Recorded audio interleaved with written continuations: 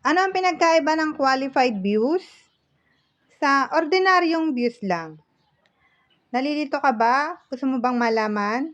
Nag-search po ako diyan about dito sa ganitong topic dahil gusto ko din malaman about dito sa views. So, yung na-search ko, yung nalaman ko, gusto ko din ibahagi sa inyo. Kaya ako po ito ginawa ng tutorial. Ginawan ko po siya ng content ngayon para ma-share ko din po sa inyo. So, paki-share na din ang video na ito para tayo ay makatulong din sa iba na kapwa nating content creator.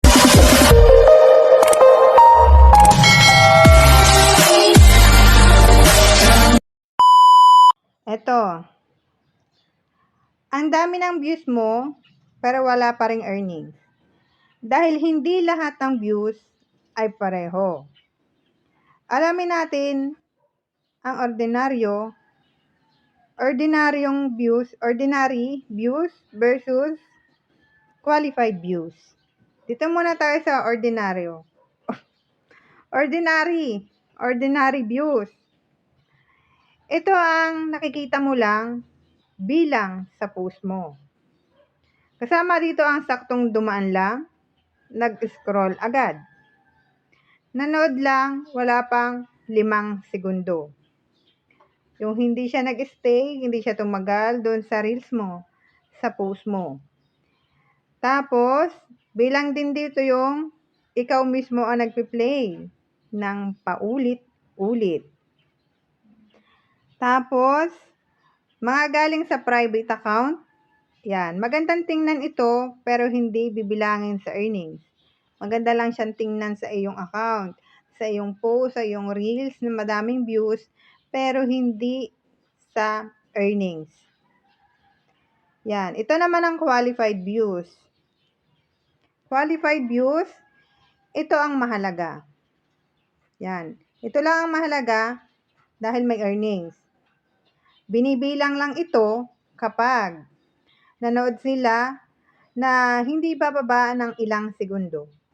Yung tumagal sila halos kalahati or tinapos, mas maganda yung video na ito. Yung video na pinapanood. Tapos, totoong tao at hindi galing sa totoong tao, yung galing sa public feed. Hindi yung galing sa mga naka-private. So, hindi pala bilang yun, yung mga naka-private na yarn. Tapos, binibilang din yung original at pasok sa patakaran ang video mo. Hindi kinopya o inulit lang. Ito ang binabayaran ng Meta. Diyan tayo papasukan ng earnings.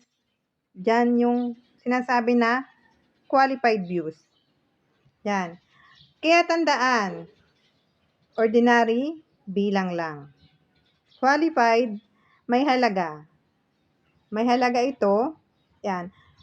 Ito, gawing kawili-wili ang simula ng video mo para hindi sila umalis agad. Mas maraming qualified views, mas malaking tsansa ang earnings.